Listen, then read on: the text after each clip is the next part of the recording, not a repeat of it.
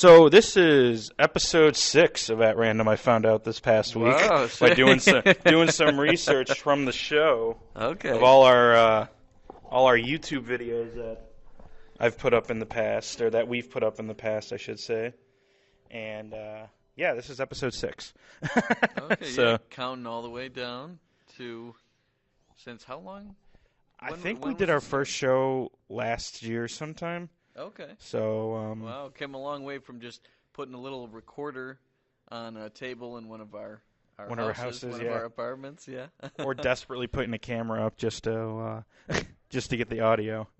And there isn't a third person in the room with us right now. We have the movie we're going to review is just started to play on the screen here. That's I paused it up there. A movie that meant a whole lot to our childhoods. When we first became friends, we were in 7th grade, and we would always watch this movie whenever we'd, hang out at each other's house, do like a sleepover or something like that. It was like, Did you bring it? Yes, I brought it. It was the old VHS tape. Yes, I brought it. Yeah, of Jim Carrey in his absolute prime in Liar Liar.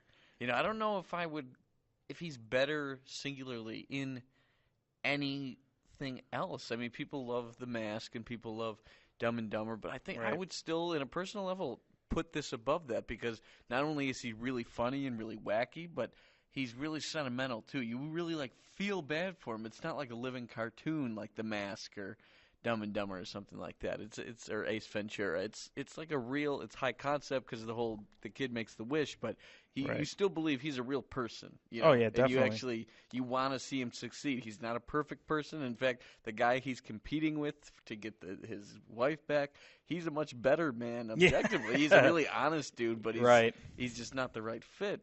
But you still want him to win. You still want Fletcher Reed, the guy who's so good at lying that it's his whole life. Yeah, it's funny you're cheering for the liar. Right, yeah, it's funny, but and I think if it was not Jim Carrey, you wouldn't be able to do it. Right, and it's funny because I believe Jim Carrey turned down a role in a really popular... Yeah, Dr. He was, instead of Mike Myers playing both Austin Powers and Dr. Evil, he was going to have Carrey get in there, a fellow Canadian comedy star of that era, to play Dr. Evil, but he liked Liar Liar better because he thought it was a better script and there was more funding. When Austin Powers, you look at the third Austin Powers, then you look at the first one, and it's just funny. The production quality is so different because the first Austin Powers, you could tell it was a shoestring budget. Nobody knew. People were kind of like, this is kind of ridiculous script. I don't know if I want to put money behind it. But the first two made so much damn money. By the time of the third one, it was like really high budget. But, yeah, exactly. And that's usually how trilogies work of movies that aren't usually the first one. They're like, oh, we'll see what happens, and then obviously once they get to the third or fourth or fifth or whatever movie they're at, they get more and more money. These days, there's really no set number. It used to be like sequels, and then it was like, all right, we'll give you trilogies. But now it's just if something makes money, there's no real end in sight. They purposely don't want there to be an end. How many damn Avengers and all that whole Marvel universe is definitely are there altogether? It's crazy. Yeah, and I think So, sorry. We got everything recording now, so you may see this on video, you may not, depending on how well everything does. Because last time we tried this, it was in my house. The furnace was going crazy, the dog was going crazy, and then eventually about an hour, we were doing so good, too. This is what makes me so angry. Yeah, we were on a roll. We were having great insights on the movie. We were reliving some great moments. Right, and then all of a sudden the computer that I was recording to decided to shut down. But I didn't want to stop us because we were on such a roll. So I was like, you know what, this is great practice. So this time around, we got an iPad, I should say, recording the video side of it. We have a backup recorder and a normal recorder recording us. And then we have, obviously, these pro microphones, which if this is a video, you'll see what we're doing. If not, they're nice. Let's just say that. Okay, yeah. We're in a room of the lovely historic Madai campus, which is where I graduated from in alma mater 2013. Which thanks out to Tyler Welsh, who I believe has moved on from Madai. In terms of, he just told me this week I don't know if he got a new job or if he's just leaving, but he's done at Madai. So I don't know, maybe he graduated too. I'm not sure. I'm not sure what the circumstances are, but I thank Tyler Welsh and Madai College for letting us use their property. Okay. To do this because we've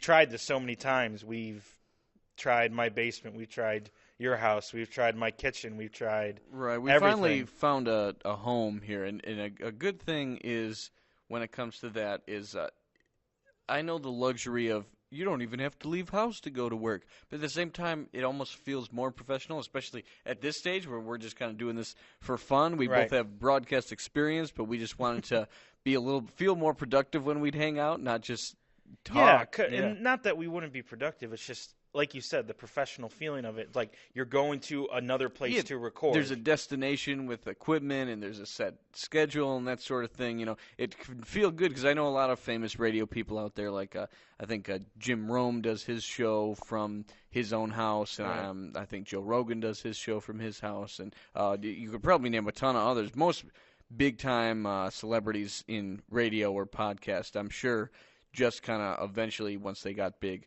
built the studio in their house. But to start off, they had a destination to go to. They had to go somewhere and clock in, and we're just trying to get that feel for it.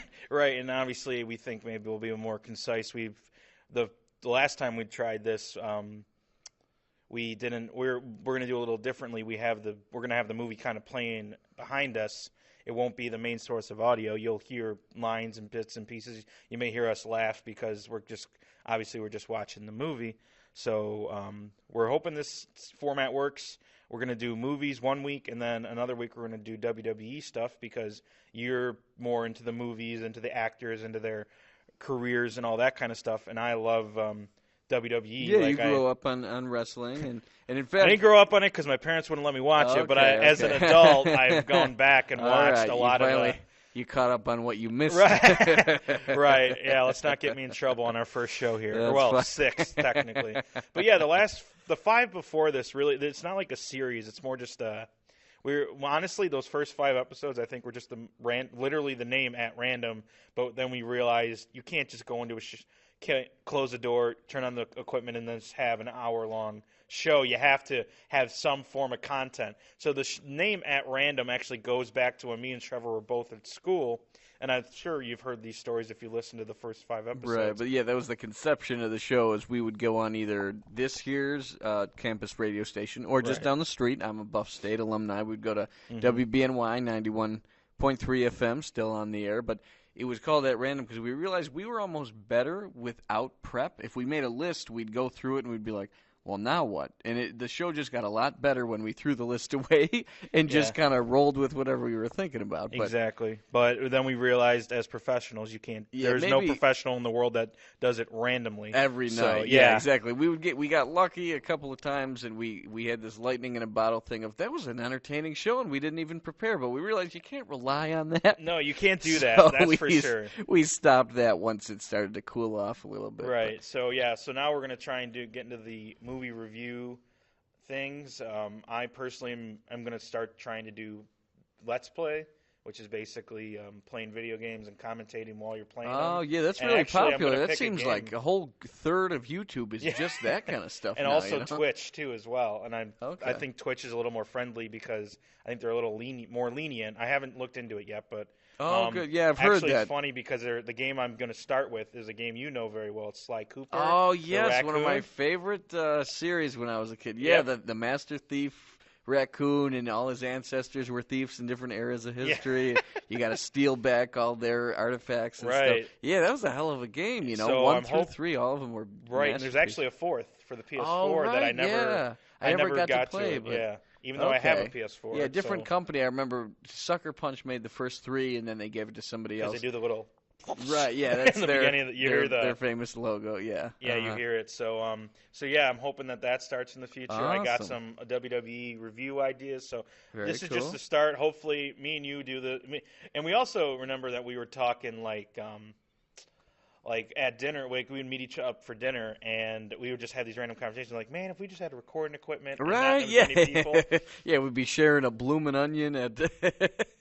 at Outback or something, or like a stack of wings, and we'd be like, "That was hilarious. Why aren't we recording this stuff?" You know, we couldn't make money because yeah. money makes the world go round nowadays. Oh, But and other people's opinion, not just right. not Yeah, just it's been a thing for a while, but yeah. So we're gonna watch. We're gonna have Liar Liar playing. I'm actually gonna hit. If you want to follow along, we're actually hitting play in 3, 2. Let's say 1 when this thing actually. There we go. All right. So it is gonna start playing. Like I said, you'll hear the kids, or you'll hear all the voices in the background, and we're just starting off in the classroom, which is of Max, which is the main character's kid. It's cool that it doesn't open on the main character; it opens on his kid, and his kid is really the driving force of the movie. It's all about like the kid might leave him, you know, and his ex-wife might move away. He doesn't.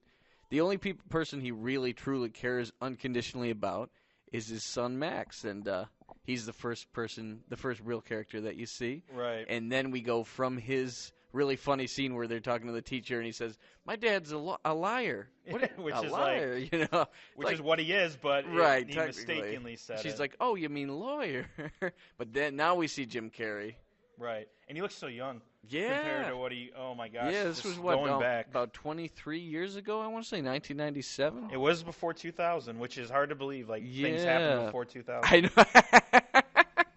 Yeah, that's funny. But 1997. The first scene where you see Jim Carrey, you kind of see him trying to be a good dad, where he's like, "No, I have to do something with my son, who we just met." Right. But then he's like, "Oh, I can get in for an interview," and like right away he's like, "Nope, sorry, got to see my son." They're like, "Oh yeah, well, a reporter wants to talk to you," and immediately he puts that aside for his ego, and that's why he's late. And you see him do cute stuff with his son. You know, he's got these little quirks that they share together. Mm-hmm. Yeah, it calls I him. Love how he calls him. Creep. Yeah, it calls him. Like who would in this day and age? You probably be like Child Protective Services. Yeah, people. You call your kid creep. Right. Yeah. Kids are softer nowadays.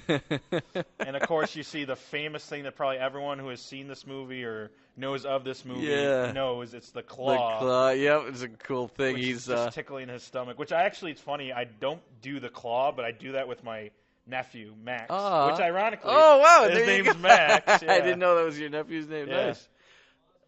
Maxwell Bean. Oh, cool. So, sounds like a stage name or something. That's cool. It sounds like a coffee company. Yeah, yeah, he's got a badass name. Good for him. Yeah.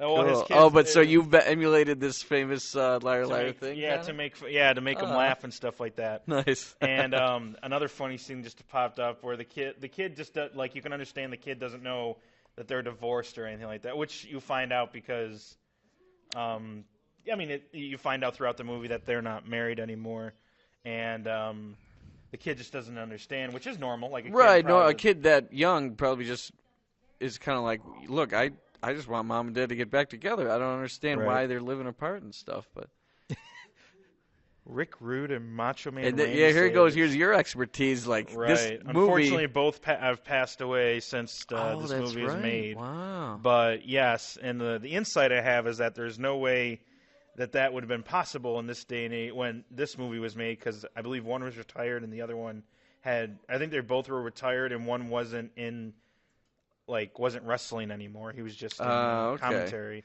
Right. Like so that match and that stipulation, the cage of death. Right. Or whatever the thing that it, the characters that Fletcher and his son are supposed to go see later tonight is really wouldn't have happened, especially not in 1997. But yeah. So knowing what you know let's talk about like mid 90s wrestling. Right. Who do you think would be probably the biggest match that they would have played at?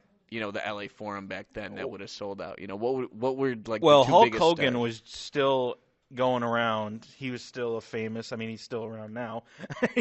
And I mean, anyone who knows a little bit about wrestling would know that Hulk Hogan has been over since he came to the business. I believe in the 80s to get. I don't have the exacts, and I'm sure those YouTube commenters will point out, say, "Yeah, he came out in 1984, or whatever it is." But yeah, so I believe Hulk Hogan would definitely be a huge draw, and then and from WWE it'd probably be Shawn Michaels or Bret Hart was still around. Although '97, Hart might have been screwed over in the Montreal Screwjob, which we may watch that pay-per-view one day. Cool. But so yeah, I think that those people would have definitely been big draws at 1997. You said the movie came out. So Yep. yeah. So we find out that cool. Jerry. We meet Jerry, who is what's her name? Carrie Elwes. Audrey. Yeah. Audrey's boyfriend is Jerry, and they find out that Jerry's moving to Boston. Right. So and that's the boyfriend, and he's kind of like, oh, that's he's gonna leave. You know, they just assume that that's gonna be the end of the relationship, but I just love how behind we're in the movie we are. Like, we're talking about yeah, something it's hard because the movie, you don't realize how good moving, the pacing in the movie is really good when you just go to talk about it. It's already like 3 scenes ahead. Right. But yeah, so we go to, after we find out Jerry's moving, Jim Carrey, of course, makes his hilarious jokes and everything like that. And now we're at where Jim Carrey works his law firm, and we meet Miranda, who needs a lying lawyer to win a case. Right. She knows that the person obviously needs somebody who will lie in order to win the case, but so and this lawyer don't have his name or who I don't think he's ever named, but the other guy she's talking to says like I'll do the best I can, but I'm not going to lie. But. And then she said we'll find somebody who will. Right. And so then they cut ahead to Fletcher's taking Max to work and. The famous going through meeting all his coworkers and long shot. The secretary is Sherry O'Terry and she's got a goofy haircut, but he's lying that it looks good and he sees. Oh my gosh, what a pimp! Yeah, he sees the chubby guy and he says like, "No, you look great," and he doesn't remember the other guy's name and pretends he does, and now he's talking to the intern with the giant zit. And he's trying real hard. Which not he really to doesn't lie to him. He just kind of. He just no one will tell him that. Holds hey, in dude, the you truth got this of whole, like, yeah, you've pimple got thing going on. A gross pimple. Yeah. Right. And then you meet his secretary, who's I think maybe my favorite character. She's great, Greta, the secretary. She is. And he reminds Max says his birthday is tomorrow, and Fletcher has this look on his face like, I forgot, crap. And he actually says he completely forgot, and Greta saves his butt by giving him a present. Yeah, to give. She has an already pre-wrapped gift, because she knew. It shows how well that she knew him, that she knew he was going to forget, so she did it all for him. Right. So basically, this whole opening part is showing Fletcher lying constantly. Yeah, his everyday life, how much he lies in the average day, hour, and minute. And now she's going through his checklist of missed calls, and he has a lie to excuse every single one of them, right, including to his own parents. Your mother called. Snowed in, phones are down. Yeah. And then Miranda called, and he doesn't even know what she called about. Right. Tell her I broke my leg and I had to be shot. Yeah. And there she is right behind him. Oh, my gosh. and it's funny because he makes a point later in the movie where he says, you can't make it in the adult world without lying. And being an adult of almost being 28, oh, my God, I'm old, I can totally understand where he's coming from. In my job, if I told the truth every time, I'd have a lot of people screaming at me. So it's right, yeah, exactly. It's kind of true what he's saying. Not to the extent that his character not to the extent he's doing it, but yeah. But so now Fletcher is getting ready to finish up at work, and Miranda gives him the case that the other lawyer denied because of it include lies, and he comes into his office, which, by the way, if he's highly unlikely he would have his own office if he's not a partner. Only partners would have their own office, per se. Yeah, and we should also say you have a lot of experience in this. You work in the law district. Right. I don't work at a law firm, but I work at a court reporting agency, so I have a little expertise when it comes to the law. And, so a little tidbit there that he wouldn't have his own office if he was not a partner. Partners would have their own office. Usually anyone else would have, a cubicle of sorts. Okay. But we find out that they're not going to go see the wrestling match. That could never have happened. Right, because he could have turned it down, but instead she put all this workload on him. Like, look, here's the case. Hey, you should do it. And he's so desperate to become partner that he's just going to blow off the wrestling show. Right. And the kid, you can tell he's used to it because he's a little kid, but he just sees his dad walk back into the office with the giant box, and the kid's about to cry, we're not going to wrestling, and which proves that it happens before. Right, that it's happened so often the kid knew right away. He didn't even have to say anything. He sees his dad with the big case, and it's how often has he had to cancel plans at the last minute with his kid? Right, and then we jump to a scene. We'll go through it really quick, where Jerry basically says he wants Max and Audrey to move to Boston to follow with him to Boston. Yeah. Which is 7 months into the relationship. A little too quick, or what do you think? Yeah, I guess it's different when you're that old, when you've been through marriages already. You just maybe you know a little better. Like for us, I mean, you recently got married, but you were together for a really long time. Almost before that.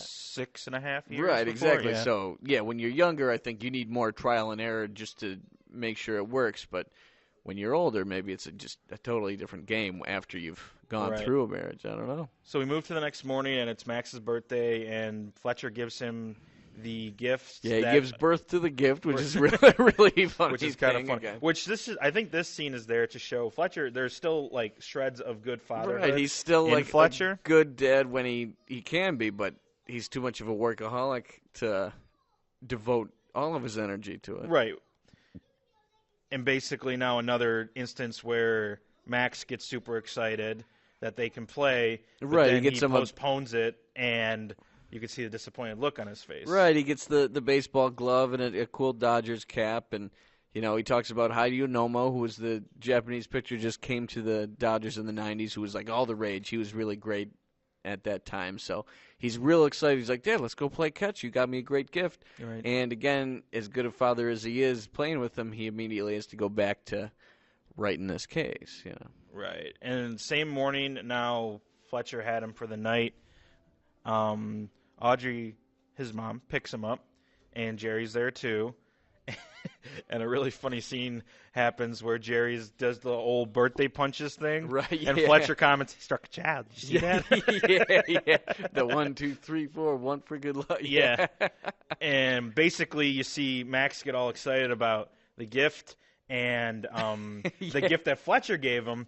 But then Jerry turns it around and says, oh, we can go play catch like right now, which is basically what Max wanted to do. Right, he wanted to do with Fletcher. Fletcher decides he can't do that, and all of a sudden now the mom's boyfriend is using the gift to get closer to her. Right, and then basically he says, great gift, Dad. Thanks, son. Yeah, thanks, son. Yeah. And then I love the line, I'm so glad my gift could bring those two together. My plan to phase myself out is almost complete. Yeah. And then Audrey brings up to him tries to bring up that they have to talk because I'm trying to tell him about how Jerry says that they want to go to Boston. And he doesn't even know that his son's birthday party is that night, which, again, another example of Fletcher being the workaholic who's totally forgetful of all that stuff. Right. Yeah, I like that. Jerry, I want to know how many people who went through divorces anytime they had to see their ex-wife with their enjoy my wife. Enjoy my wife. Yeah. I bet that was a little trend for a while. Right. So we move. Fletcher's gone to his law office, and now we meet this is the case that they were talking about, that they need the lie. Right, we meet the client. And we meet Jennifer Tilly, who... Yeah, very funny actress. Oh, my Iconic voice, yeah. But you wouldn't notice, but she's a year before. I think she's most known for her involvement in the Chucky franchise. Right, she plays the bride of Chucky, yeah. Right. And basically the voice, she actually voices Bonnie on Family Guy as well, I believe. That's right. The voice is very similar. Yeah, very iconic voice. If it's not Jennifer Tilly, it's someone doing a very good impression. Right. They basically they said, let's get the Jennifer Tilly type here. Right. But no, it's definitely I think so. It definitely is. And now you're finding out about Jennifer Tilly's character, how she's getting divorced, and there's a prenuptial agreement, I believe, in place where they split it separately.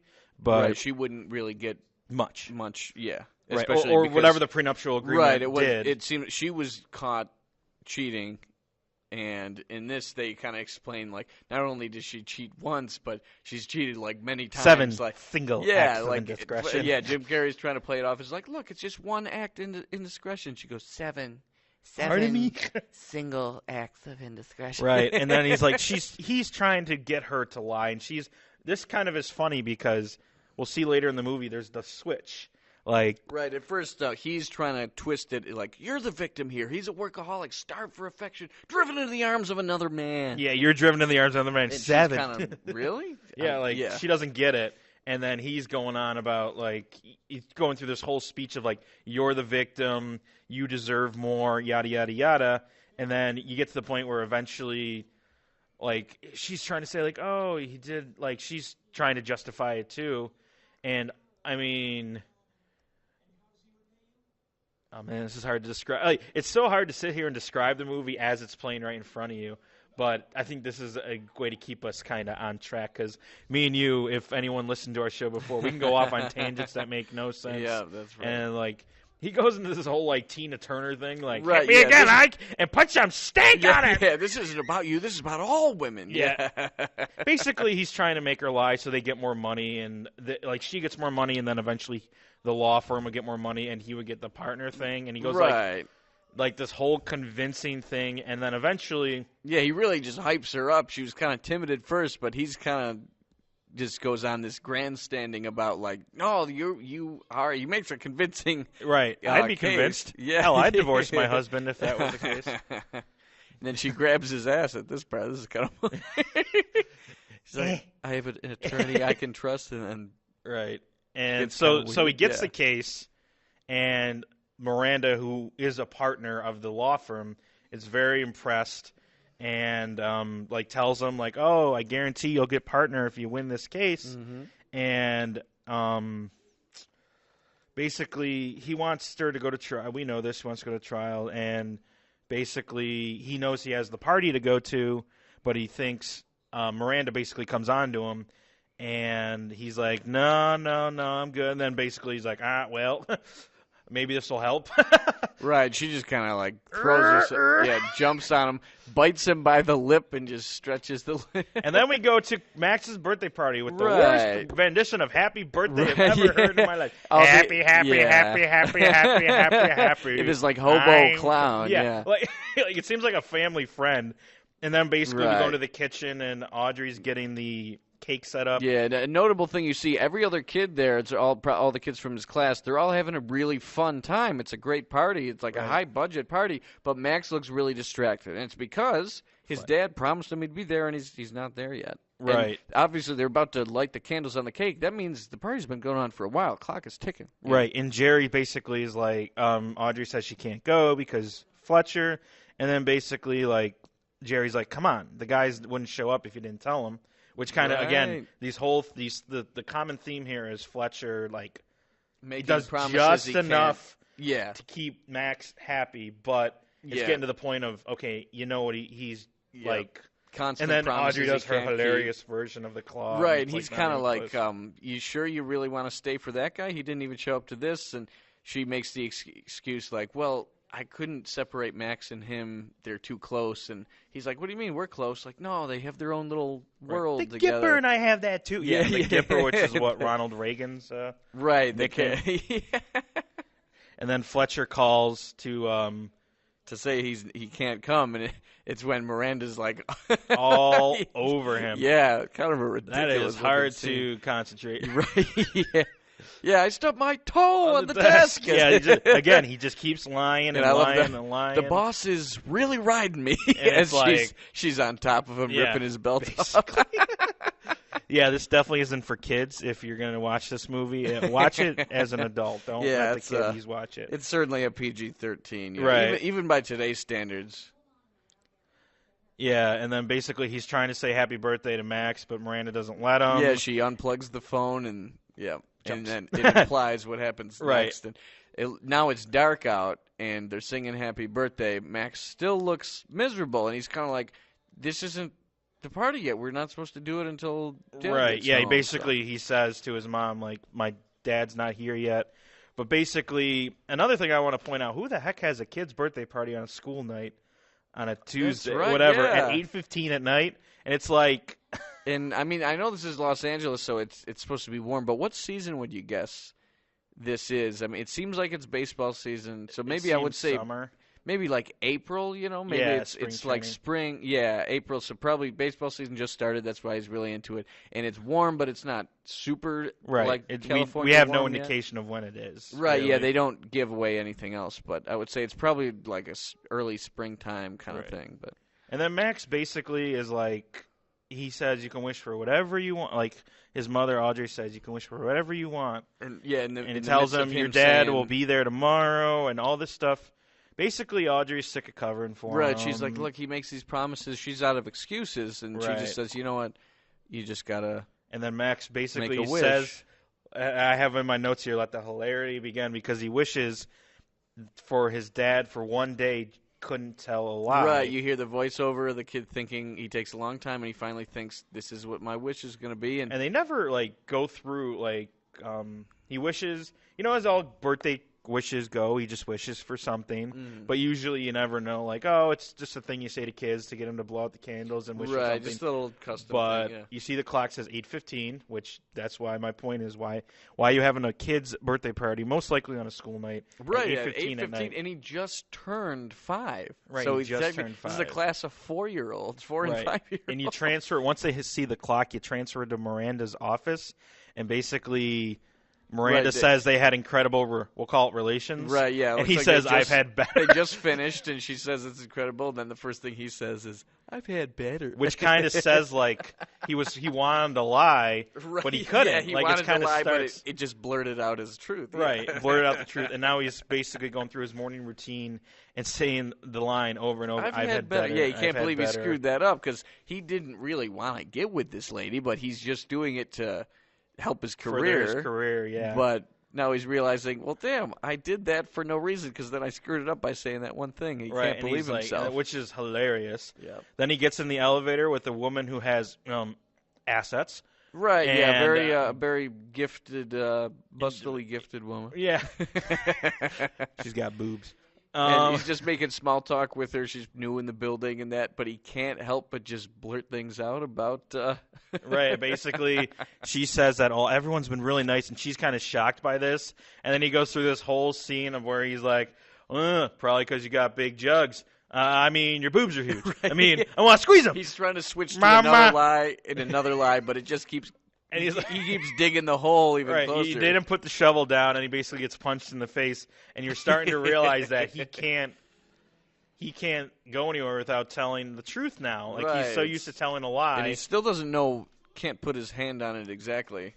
Oh, yeah, no, he sees a homeless guy in one of the very first scenes, asks, do you have any change? And he just says, sorry, I'm all out. Now he admits to the homeless guy, asks him the same question. He admits it, and now he's telling the homeless guy off like, no, I'm not going to give you change because you'll buy booze with it. Yeah, and he's like, oh, my God, I can't believe I'm saying all this stuff. Yeah. And he opens the random things Jim Carrey will do. Like, you open the door, it slams. Right, like, okay. Most people just be like, all right, whatever. Right, that's and not he in the just jumps script. up. Yeah, it's not in the script. It says he opens the door so hard he scares the hell out of himself. But that's just purely a Jim Carrey thing. He opens the door. And then he has to slam his briefcase to get it open. Right. He's just really fidgety and paranoid because he still has no idea what the hell's going on. Right. He's got 3 instances where he's had to tell the truth. And, right, yeah. Basically, Samantha Cole is like, oh, you look a little fidgety. And he's like, wow, nice job, Captain Obvious. Right. And now we meet the plaintiff side of the they say the defendants, but it's kind of another thing of my experience where Samantha Cole is the defendant in this case, not the plaintiff.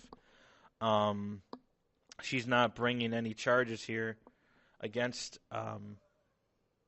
sorry, I can't concentrate. I'm watching the scene. Basically, he's trying to, like, the plaintiff or the lawyer for the other side for Mr. Cole asks him, like, what's your case? Yeah, what's your and case? And he's trying to say it, but it's a lie. It comes out as complete gibberish. Yeah, he's trying to do the same presentation he gave to his own client, and it's just coming off as massive gibberish. Right, and then basically Jim Carrey's doing what Jim Carrey's known for, and he's just making all these faces. Right, these goofy and then he goes, faces. what are you going to say about it? Like, he just looks at her like, what are you going to do? You're like, that's it. That's what we got for you. And basically, in a normal case, you would have to tell, well, not have to tell, but you have to, like, present, like, what your evidence is for your side to the other side so they can prepare. Right, it's a the fair evidence game. has to be laid out beforehand. You can't have any surprise evidence. Is that and right? Yeah, basically. And one of your favorite scenes you mentioned last time was basically the court reporter is someone in the courtroom who takes down word for word what's said. Everyone says. And basically the bailiff goes, Please rise for the Honorable Judge Stevens. And Jim Carrey just bursts out, honorable. Right. And then basically the judge asks him, "Oh, how you doing, Mr. Cole?" Oh my God. Just a normal question. He doesn't really care how he's doing, but how was everything? And he goes, I had a bad sexual episode last night. Right. Basically, he's going through, he is learning that he cannot lie, and this whole case he's about to go through it. And he's like, he needs a continuance, which is just needs to be another day. Right, and he asks him for a reason, and then basically he blurts out, which is the truth, which is kind of funny, that he can't lie. Right, yeah. What's the reason for your continuance? I can't lie. And he's like, that's commendable, but I still need a reason. Right, yeah. Now, do you have one or not? He just thinks he's being yeah. And then he's like, oh, man. Yeah, do you have one or not? And he just blurts out, not. Yeah.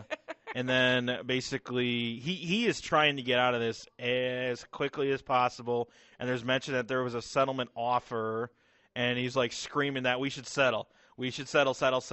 Yeah, and he doesn't want. Settle. And then this is where we see the turn. Because now, the day before, Samantha Cole was all timid and like, oh, I don't think we should do this, yada, yada, yada. Yeah, and now she's screaming at him. And he's like, no, I want to proceed. And with the story you came up with, we can win this. And then she basically doesn't know that he can't lie. And basically, the judge asks him, "Oh, do we have a settlement?" He's like, "No, no, Your Honor." And then basically, he's like, "Oh man, we got so close. The trial will commence." Basically, he's acting completely not like himself because he has to tell the truth. Right? Yeah, exactly. He's like, "Damn, he would be nailing this if he could lie," but it's freaking him out that he right. Can't, he has no clue what to do. And now he's coming out of that same elevator. Right, and everyone, this is the morning routine where he goes past all the co-workers. He farts in the elevator and admits it was him. And then basically he tells her head is weird. Yeah, now. He sees Sherry O'Terry with the goofy haircut. Actually tells her hair is weird. Yeah. And tells the fat guy he's fat. Yeah. Tells the guy who doesn't remember that he doesn't remember that him. He's not important enough to remember. Yeah, basically the four things he went through yesterday where he lied, he told the complete truth. And then the intern with the pop mark with the giant Z, he goes, "What'll it be? A pop mark eventually."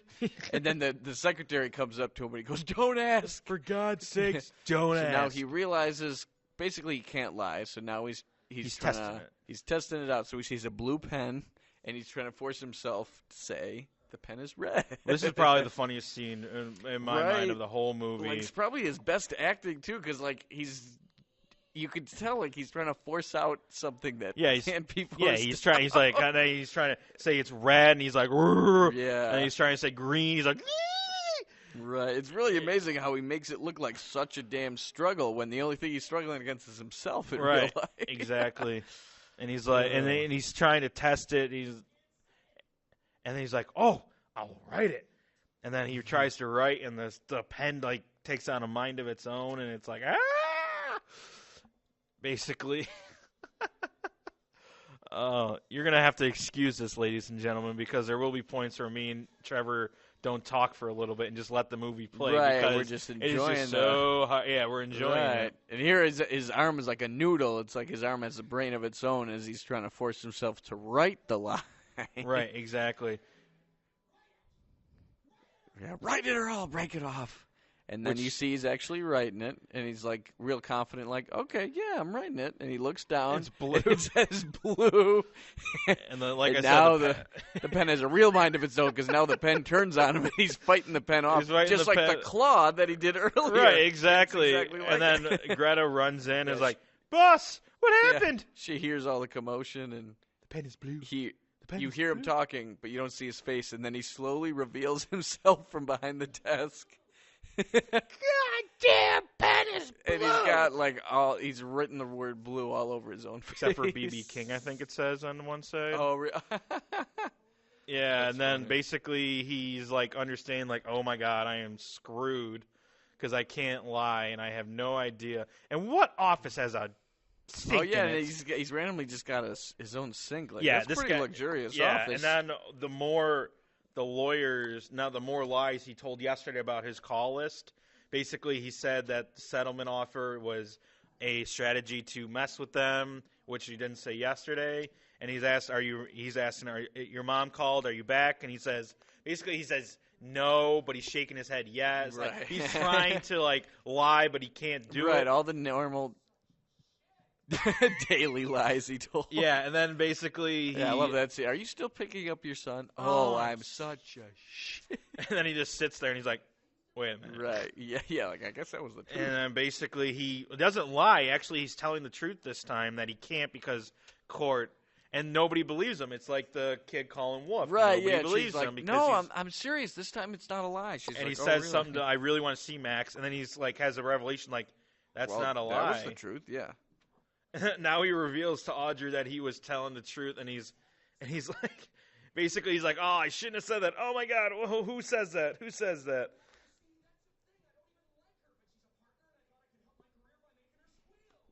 Right, he admits, like, I was having sex last night. That's why I wasn't at the birthday. Right. She's like, well, I hope it was someone you liked. And no. That's a good scene, too. He asks himself why it's wrong with me. And then basically he answers the question with getting truth. what I deserve. I'm reaping what I sow. And then he covers his mouth. Yeah, he slaps his own mouth, yeah. And then basically Audrey's like, you know what, I've had enough of this. And then he talks to Max about going somewhere, going to Boston, and Max is like, I guess my wish didn't come true, and he's like, he basically tells Audrey about the wish, and he has that sad look on his sad, disappointed look again, and then Audrey has the realization, and she's like, I need to talk to you about something, and basically we assume that she's talking to him about what Jerry asked him, which is like, you want to live in Boston with me, and Max comes with you, and we fade to Audrey driving and Fletcher calling her, but his phone's like all busted because he threw it away. That's an interesting thing. She has like not a cell phone, but a car phone. Which my dad's old truck had one, but we never had actually used to it. Oh, that's funny. And that sounds like a crazy concept to me, like an actual like just. Well, phone nowadays on a cord. definitely because there's so much against texting and driving. Right. Basically, and then now she reveals to Fletcher like that, we're going to Boston, and then Fletcher's all shocked and says like, I'll never see him. It's like, well, I guess you'll have the same relationship then. And now he's running away, like not letting anyone distract him because he's like, I need to see Max. I need to go. With his ears covered because he knows. Another good part of this movie, the elevator shows up. Who's there but Miranda? Yeah, the first time since he said I'd had better. Yeah. Holy hell! So he decides to just run down, and he's on the 21st 21st floor. He runs down 20 floors. Well, at least you're going down at that point. Right, yeah, but still. And then now basically he this just flies whole... out of the parking ramp in his little car. Yeah, people are road raging at him. What's your problem, schmuck? And I'm an inconsiderate prick! He actually answers all these rhetorical with questions. truth, and he's like, oh, God. Yeah. And now he is actually for the first time cares because Audrey says, well, I'm going to take Max away. And he's like, no, I can't let that happen.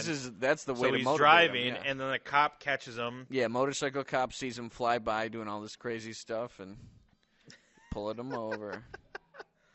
And then basically this scene, another great scene in this movie is the cop and Jim Carrey interaction. How hard do you think it is for actors to keep the straight face of guys like Will Ferrell and Jim Carrey and all these guys who have... it's difficult. They say even if they're nice guys, it's just so hard to be the straight man in their scenes. Yeah, keep a straight face.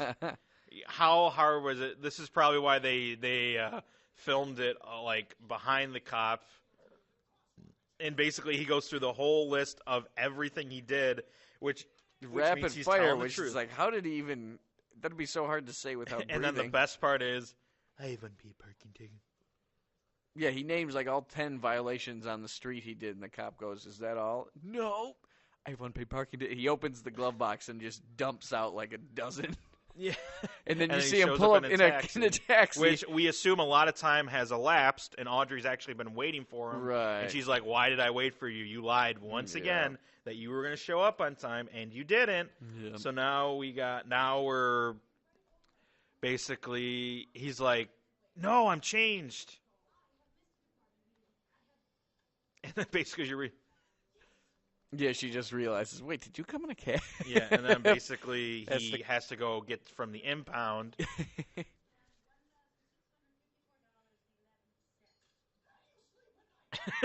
Right. Yeah, he owes over $1,000 just to have his car. Man, Right. He takes the dollar. Yeah, he steals cent thing. Yeah, and then basically now the situation comes up where it's reverse on him, where someone else is clearly lying.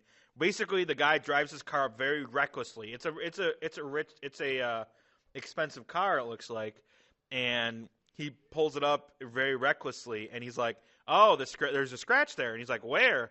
And he's like, "That was already there." And then he accuses somebody of being a liar, and it's ironic because he's he's upset liar. that a professional is lying to him. Right. And then basically he goes through this whole thing where he's realizing it doesn't matter if you're lying or not. I can't do anything about it.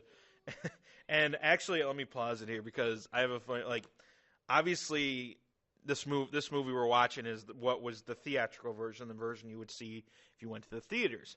So you see all the swears, you see all the content that's for adults, PG-13.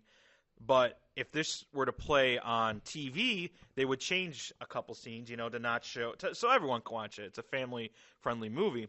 And this is actually one of the scenes where they change it. He basically goes through this whole thing where he's like, you're going to stiff me, so what I'm going to do is piss and moan like an incompetent jerk and bend over and take up the tailpipe. Right. And, well, if you watch it on TV, right. This is basically he says, bend over and take it like a grown man. Right. Which I don't know how that makes it any better because that seems like it makes it worse. But right, yeah, it's just funny the line that the FCC will draw for what can be shown on cable. Really take it up the tail. But when I was younger, I didn't even think of imply. I thought that was just an expression. I didn't realize, take it like a grown, take it up the tailpipe. Right, I didn't think I didn't graphically picture Jim Carrey getting, penetrated, take it up the tailpipe, and yeah, the mechanic goes, "You've been here before, haven't you?" Right.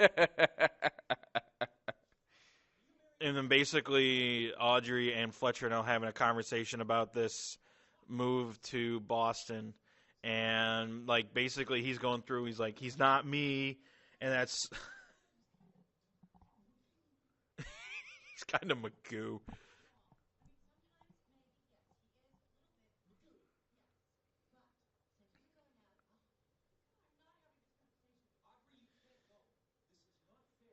Basically, Audrey reveals to him, it's not fair, and it's like, are you kidding me? You basically told your 5-year-old son that you were going to show up at his party, and then you didn't because you wanted to have sex with your coworker so you can get a job. So what's important? Basically, the question is asked not directly, but what's important to you? Is Max actually important to you? And then basically he has a realization because he's telling the truth now, that he's a bad father, and then he's like, well, wait a minute, I actually am a bad father because he's been putting his job ahead of his son for so long, and now that his son is possibly moving away, he's having the realization oh my God, I can't do this anymore. My son is the most important to me. And Audrey tells him, no, you're not a bad father, but when you show up, you're a good father. And then Audrey's he's asking for one last chance. He's like, I need it. I need this last chance. I promise. Everything about me, I promise. I will be there. Everything. And basically, Audrey reveals to him, oh, I lost you. Please don't let me lose Max, too. So he's basically pleading for his, pleading for what he wants, which is to see Max. And Audrey eventually gives in and says, you're actually going to come? And he says, yes. And then he gives Fletcher one more chance to, basically be a good dad, And he's right. And if she says, if I tell him and you don't show up, and we're going to Boston. Basically, he's he gives him the ultimatum here, which you figure he would have given it to him a long time ago, right? I guess maybe he never had the chance. And then Audrey reveals to him do you know what your son was doing at 8:15 last night? He was wishing that you couldn't tell a lie for a day. And then Audrey drives away, and Fletcher basically goes, oh, my God, that's what's causing all this issue right now. Max wished that he couldn't lie, and now he can't lie. And this is this timeline is really weird. This is all before 1:30 because he has to be back in court at 1:30, right? So this scene where he drives away from the office, everything like that, is all before 1:30. So basically, he runs over to Max's school to pull him out of class, and he says something. He's like, "I'm Max's bad father. I'm his father." Yeah, he just spits it out. I'm Max's bad father. Yeah, and then his father. And then he reveals to Max that your wish came true. I haven't been able to lie all day so far. And then the kid is thrilled. So then he just kind of grills him on all these things he thinks his dad lies about. Is wrestling real? Yeah, I was going to say, ironically, we've had two wrestling references. Yeah, so whoever was writing this was really probably some kind of WWE or WCW fan. Back then, both those companies were around. And then the famous question from it was, if I do this with my face, and basically he does like a face, and so will it get stuck that way? And he says, In fact, people make a good living that way. Which, referring to himself, because Jim Carrey's famous for his goofy face. Right, exactly. And then basically he pulls out the cake and says, like, I need you to wish it away. And the kid doesn't understand. He's like, what do you mean? Like, I want this. And he explains, like, adults have to lie. And I think we talked about this earlier. Like, it is extremely difficult to lie, or extremely difficult to always tell the truth when you're in the adult world. And he gives it a great example where he's like, if your wife's pregnant, you can't tell her she looks like a fat cow because she does. You have to give her compliments. And he says, my teacher says that real beauty's on the inside. Well, like, that's just something ugly people say. Yeah, exactly. And then basically he's pleading with Max, come on, I need you to unwish it because I have to be able to lie. And then basically he puts on this birthday hat. I'm sorry, Jim Carrey just looks hilarious. Yeah, he looks hysterical and just like he's in a suit still, but he's got a little birthday hat. Right. Little cheap little cake with and they do the same zoom in on Max. There's no voiceover though. Right. So and then he blows it out the candle. Yeah, he looks less emotional and enthusiastic when he blows it out. Jim Carrey's like real happy, like, okay, this should do it. Right, and then he has to test it. And I've always wondered while watching this movie, like, what did he basically he runs up to this attractive looks like a single, like an teacher, attractive or teacher's aide, or like single mom. And then like he leans in and then basically gets smacked. Yeah, he says something and she immediately smacks. Right, and we're always wondering like, what did he say? But basically it was to prove that like the wish didn't work. He needs to go back. And Max explains like he really meant the first wish, but the second wish he didn't. And when you were a little kid, did you always think your birthday wishes would come true, or did you just kind of blow out the candles just to get to the cake? You know what? I don't. I usually remember a lot from my childhood. I don't remember too much about that, which means it probably wasn't super important to me. Right?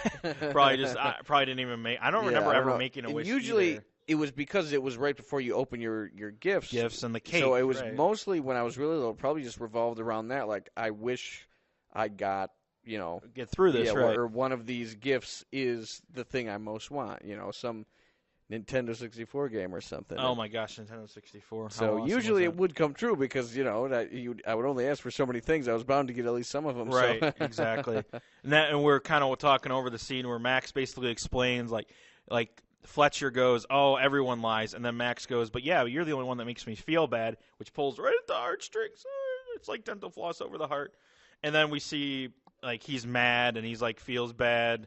And Fletcher shows up to his office. And the guy from, we might not have mentioned this, but there's a guy in the beginning that Fletcher won his freedom for him or something. And this guy, committed another crime.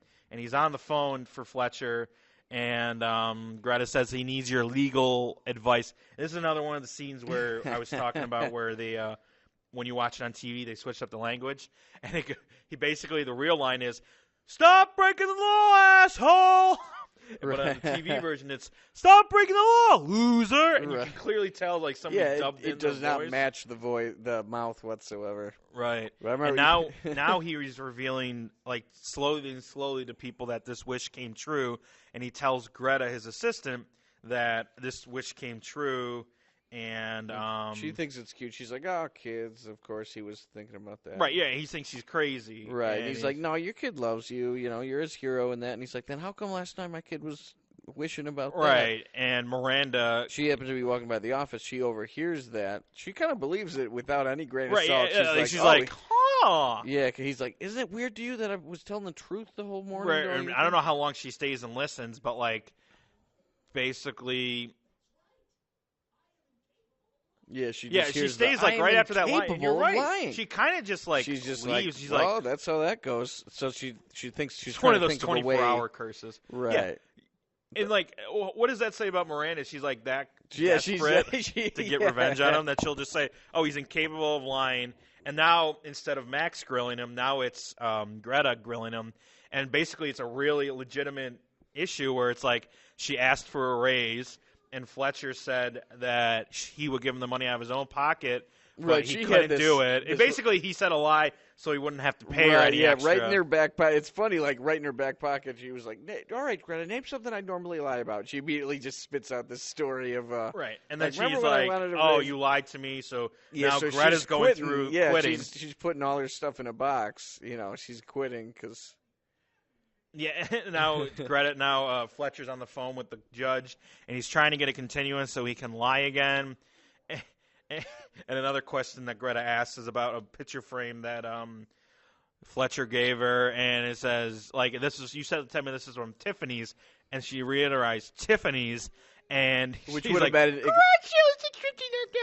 which implies that it was like a real silver like frame, like probably like $100 or something like that, and he just barely blurts out, "Garage sale, $650 knocked down from." Yeah, and now he's talking to Judge Stephen Strine, and then his mom calls, and he basically blurts out that like, "No, I haven't been. I've been here. I just didn't want to talk to you." But he has a legit reason why. I wouldn't want to talk about my dad's bowel movement, size, color, frequency. Yeah, she's like, "Why?" He's like, "Why?" Because you insist about talking about your dad's bowel movement, size, color, frequency. I'll call you later. And then like he hangs up on the judge. He's like, "Oh, damn it! I called him off. I cut off the judge." Right, which he knows now there's no chance he's getting his continuance. Right. So he ticked off the judge like that. And then basically Greta gives him a moral conundrum. She goes through this whole story about her friend got sued by a burglar who burglarized her house, but he fell and cut his leg on the knife. And like she says, because of guys like you, the burglar won, and she had to pay him money. And then he says, "I would have got him more money." And basically, what she's like, "Nope, we're done. No, not giving you any more chances." Yeah, she's thinking she could get him to show some sympathy or empathy or anything like that, and he just goes, "I would have got him $10,000." Right, so she's like, "All right, see ya." And then Miranda creeps up right behind him. He flies into the wall. God He's so into scared. heaven! And then like now Miranda's putting in her plan to get Fletcher either in trouble or fired. It never. Right, right now she's just testing out his whole has to tell the truth. Right, and she's talking about the leader of the law firm, the top one of the main guys. They're basically his name's on the law firm, and basically he gives his honest opinion of that person. And she's like all excited. It's like, "Oh, come here! It's really negative. Come here. We're gonna talk to him." Right. He has so many great rapid fire little monologues. This whole scene is just. And then one of my probably my favorite scene. He sees the whole board of all the partners, and he's scared out of his mind because he knows that she's trying to bait him into listing this really bad description of the boss. Right. And she's like, "Oh, tell the boss what do you think of him." Basically, he said a lot of negative things about this guy, and now he's like a pontificating, pedantic bastard, a worthless, steaming pile of cow dung.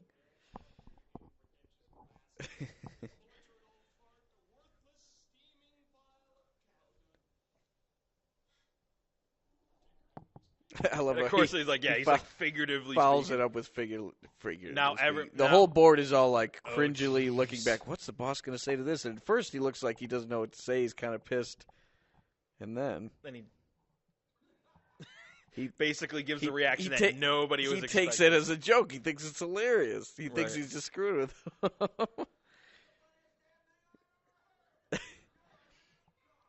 It turns out. And then Miranda's like, "Oh, God." Right. He's just saying, "I love a good roast," And then basically, now that Fletcher knows he can tell tell all the truths about people, he goes through and he tells his honest opinion about every person. He gives a roast. Calls one guy old, said he should have retired forever ago. But he can't stay home because he hates his wife. She's the one who gets plastered. Yeah, and then he's like, tells the brown nose guy that he's like, "You're the biggest brown nose. Right, you have your head so far at Mr. Allen's ass. I don't know where you end and he begins." Right, yeah. And then Miranda's like standing back there. He's like, "Oh."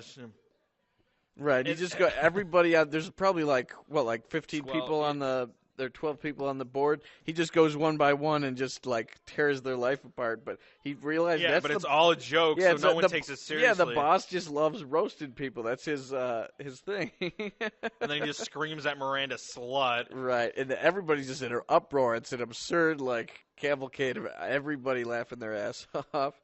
So he's making a really great impression on the boss. And then basically the best part of the whole thing is like he like the guy comes up and shakes his hand like, "This is what this stubby cubby needs. A little irreverence. Right. Good. I'll see you later, dickhead." Yeah. And then basically he's laughing at Miranda. Yeah, Miranda's like, "Nice try." She's really disappointed because she thought she was gonna like really nail him, but he's laughing right in her ear. And the boss is still just like loves him now. He thinks he's hilarious. Right. And then basically he goes out in the hallway and he's still laughing. He's just like, he just collapses Lord. like, how did I not only get out of that, but make an even better impression on the boss? Right. I'll see you later, dickhead. And it's 1:30 when, which is right. what the when so the judge all says. that, like I said, it's crazy to think all that stuff happened in a matter of. Courts usually start at 9, so if you have to assume that in a matter of 4 and a half right, hours. Yeah, that's all basically from when day. he begged for a continuance in court, and then basically they get to the point they're back in court, and there's just a lot of things I want to point out. Being in the law field, there's just a few things like that doesn't make sense, and I think they're all going to come out. Actually, I'm going to let it play because I think they're all going to come out as we speak. And basically, the first thing you're gonna notice is that there's in the movie there's a crowd, and I've been to court cases. I highly doubt a divorce case unless it's of like a major famous person. Which there's not this gonna guy be a is crowd. really rich, but he's not. I mean, being really rich in Los Angeles isn't really that big a deal. It's right. not implied he's famous. So what you're saying is it's really odd to see a packed courthouse right for a divorce trial. Right. So now the plaintiff or the claimant is calling their case, which is normal. Basically, the person who is bringing the case goes first to prove like what they're trying to prove, and then the defendant has a chance to respond. So basically, they brought up an expert that was a PI, basically a personal investigator. Which I have personal opinions about of why they're legal, but anyways, that's not this podcast. Do you see many in your professional? Actually, yes, a lot. Really? A lot of a lot of law firms will hire professional investigators. Basically, all they do is they sit in their car and they'll record the person. Basically, I've seen them used when a car accident. Basically, a person's claiming they can't do anything, and they just record them saying either they're telling the truth. And they can't do the things they said they were going to be able to do, or they can do it and they have video proof. So let there be a warning: anytime you're trying to claim an injury, don't think you're not being watched. Well, you're being watched. Claim injuries that are real. Let's start with that advice. I've seen so many people, like basically, if you lose, you pay the person. That's how, like, basically, if you lie, you're going to be caught because most lawyers are competent. Like they're not like. The jury, unless you settle. I mean, it's hard to explain. Like, do you say that's a pretty common case that you get? Honestly, though, I never see the results. Oh, that must be usually frustrating. It is. I will go through. It'd be like if you could only read the first 8 chapters of every book you read. Right. Yeah. That's basically and now they're going through the PI. Yeah, the PI. It's very obvious. There's really raunchy sex in this recording.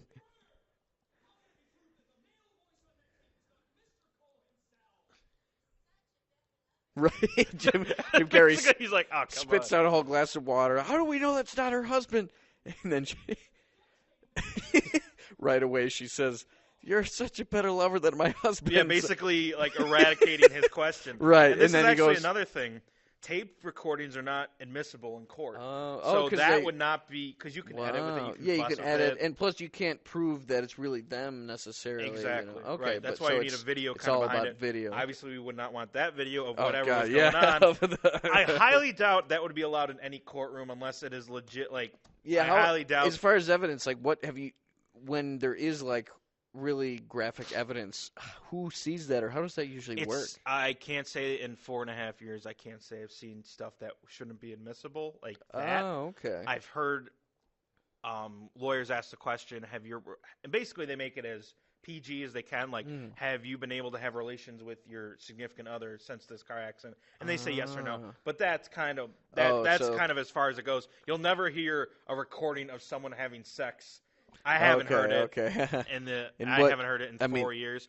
But basically, that's why I was saying, like, in my research, tapes are not admissible because, like you said, you don't know who's saying it. They could literally be anybody who sounds like whoever they're claiming it to be. Right, yeah, I can see why they don't tapes are not admissible. That, yeah. Also, the judge we kind of saw in the movie, the judge came out and then asked, is everyone ready to proceed? And then Fletcher goes, no, Mrs. Cole's not here yet. But the judge usually wouldn't come out until, like, and proceed like that until everyone's there. They pretty much, like, tap the judge, like, all right, they're ready for you. Exactly. They wouldn't tell him to go out and then just wait. You know? Exactly. Okay. And this kind of goes to my point earlier about how Fletcher wouldn't have his office. If he was an associate, which is what we're assuming that he is, because he's trying to become a partner, he wouldn't be trying a case alone. Oh, he would have to have a partner with him. Right. Okay. So you've only ever really seen full-on partners take cases solo. Right. Or seen an associate that has a partner with them is another reason. But basically now Fletcher is like, oh my God, I got an idea. We're gonna go to the bathroom, and that'll buy me some time to think of something. He's so happy that he came up with this idea. Instead of going through the court doors, he just jumps right over the case. Yeah, exactly. And now he's in the bathroom. He's peeing, trying to think of an idea. How am I going to get out of this? And another thing about this scene, and then if anyone who's seen this movie knows, this is all real. Like, there's no sound effects. There was no Foley effects, no sound effect, no enhancement. He gets the idea that he should beat himself up. Right, and he's like, oh, maybe this will work. So basically he starts punching the hell out of his face. So, yeah, apparently all of these sounds, they just had a sensitive microphone on the set. Like, none of it, he was actually beating himself up that badly. Yeah. He put soap in his eyes. Some other guy walks in, sees him ripping his clothes and all that kind of stuff. I mean, he looks like a criminal right now. Like, right, he's trying to get us. This would be the most painful. Just driving your knee straight into one of those old heating systems. Heat radiators, that seems like it would hurt. Yeah, he dumps the garbage on himself. Oh, what's in that garbage? I just don't even want to know. Yeah. he puts his head on the toilet seat and starts squishing his head with the seat. That would cause a huge headache. Oh, yeah. He's squishing his face with it. And then the guy's still standing there. This, he just steps on his own toe. Yeah, he just steps on his own toe, yeah. The guy's still there.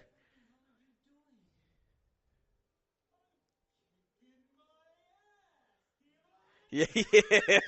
Guy comes back, what the hell are you doing? I'm kicking my ass. Now, basically, if that guy ever showed up in the courtroom that Fletcher's in, that, like, he eradicates this whole story. Right, like, yeah, which I'm surprised that they got. How knocking your head on a toilet seat doesn't knock you out, but running into the wall does. And now basically we go back to the courtroom and everyone's looking at their watch, praying like, right, they probably sent the bailiff, go to the bathroom, see what the hell's taking him so long. And then he comes back and he's telling the truth now because right, he finds a way to tell. If he tells the truth but without actually revealing anything, he can get away with it. And he's he's describing the judge himself. Who did this, and he just describes himself. Guy about 6'2", big teeth, kind of gangly. Yeah, and he's like, and then basically the judge, which I believe, if I remember the story correctly in my research, the guy who plays the judge, which I believe his name is Marshall Stevens, I believe is the judge's name. I don't know the actor's name. Right. Apparently he died like days after production stopped. So we're seeing like his last couple of days alive. Yeah, basically. Not just his last movie, but he died right after wrapping the project. Wow. And then basically, speaking of the judge, he asked him, like, I'm going to have to postpone it. Yeah, like first, and he gets what he wants. Yes. And then he just, at the last minute, asks, unless you feel you can proceed, and he just has to say, yes, I can. And he's just like, I just went through all that. And right, and I still, yeah. And now he's outside. Yeah, they're taking a short recess. Yeah, some lady thinks he's a homeless guy because he's there with a ripped suit and just laying on the ground. So she puts a dollar bill in his pocket, and he still keeps it. Right. And have you ever had that happen where your cell phone rings or vibrates and it scares the absolute crap out of he gets scared by his own cell phone. Well, basically what happens is he's sitting there, his phone rings, he freaks out, And it's so weird seeing his cell phone, like the flip Right, phone that really nowadays. dates the movie, is that his cell phone is friggin' huge. It would have been hilarious if he had one of the ones like it's on the briefcase. Oh, yeah. Like really dating the movie, like the very first cell phones. Yeah, damn. And now basically Max called him and said, "Is it okay if other people come to our play date?" Like apparently there's tonight? these neighbor kids, like older kids, who like to play baseball, but they think he's too little. But now they see his glove, they're saying he can play. So he's excited. His dad's coming too. Right, Basically, it's showing that Max is super duper excited. Right, he's that thrilled. He's finally showing up, and they show Audrey's like, "Oh God, I really hope he shows up." Basically, Samantha Cole shows up with this guy. We don't know who he is yet. But right, it basically says Mr. Reed. Mr. Reed. Mr. Yeah. Right, and then you realize, and then we find out who it is. This guy's This guy also has passed away. Really? Yeah, wow, he looks I don't know what the actor's young, name too. is, I gotta look that guy up. I believe he passed away as well. Huh. And I just love how you have the your IMDb app. Yeah, like, I mean, you of all people would definitely have that. Yeah, app. no, I'm not the type who are like, who is that actor? What were they in? I guess I'll never know. Like, I need to find. I put myself on a damn Google mission. basically as an app. Yeah, exactly. I gotta find this. And now, out, you know. like Kenneth Falk is the guy's character name. Oh, that's right. Wow, he was only 57. He died back in 2011. Wow. Christopher Mayer, his name is. And now basically they're going through the case, which is like what they said they were going to say, and it's all a lie, and he can't ask the questions, he can't talk about what's supposed to be said, and they're like, oh, we have no idea what's going on. Like, they lie it seems like they're liars too, like it's normal, and he's like, I can't do it, I just can't do it. And now he's basically trying to bide his time, he's biting his nail, doing all the nervous things you would see a nervous person do. Yeah, it's crazy. Like, you look, I think, I mean, this is probably obvious to think because this movie was made in, 97, Yep. I believe.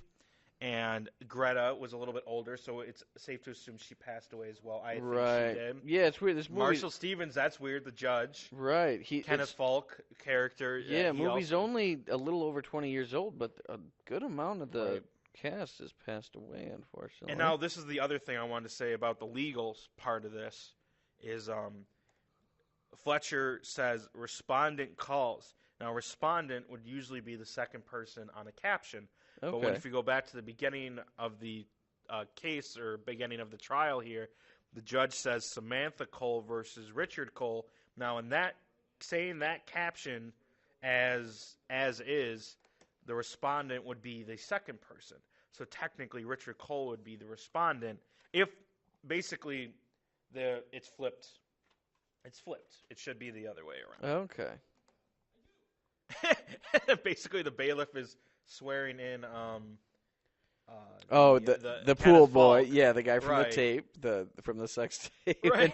He goes, "Do you swear to tell the whole truth, nothing but the truth?" It's Fletcher just yells, "I do." He's like, "Oops." I mean, he does. Yeah, and he just points. He's like, "You say it. You say it." Right. Yeah. And now Fletcher basically has to go through this whole questioning where he can't ask a question where he knows the answer is going to be a lie. Right. So he can't he asks even. a simple question. He says, "Do you know my client?" And then basically he objects to himself, which is not normal at all. It is totally against. And he's like, "I would like to rephrase the question." And it's like, basically the judge at this point is like, "You're Fletcher Reed. I have no idea. You're crazy." And basically he's asking the question, "Isn't it true that your relationship with my client was like professional, platonic?" And he basically just said, he asked that question again, and he's like, "I object, Your Honor, and I move to strike." When I was a kid, I thought he meant he moved to strike the judge, like he's going to punch him. Like, I didn't know what strike meant. Yeah. Now with my experience, I know what it means. But, like, back when I was a kid, I'm like, what, he's going to punch the It judge? sounds Like, what's scary. going on Yeah, here? I thought he was going to punch somebody. Yeah, exactly. You don't know when you're a kid. Right, and now basically the judge is telling him, you better get to your point of this questioning is true. And then we're going through this whole,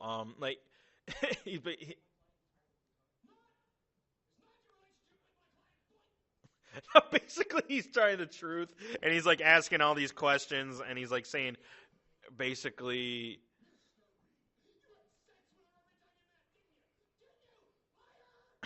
this whole scene, I can't get over it. I highly doubt this is the script.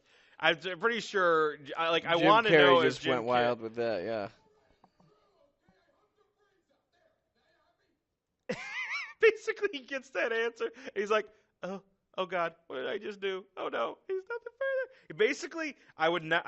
First of all, another thing is I've never seen a witness go to court and get asked 2 questions. I mean, I know this is elongated, really? but 2 questions is all he was technically Oh, asked. right. Basically, he slams his head on his desk, and then the plaintiff lawyer, or we'll call the claimant, basically says no questions because what questions do you need to ask? You basically just did our case for us. And then he asked, "Do I dare ask you to call your next witness?" And he's like, "I have nothing else." But he's supposed to.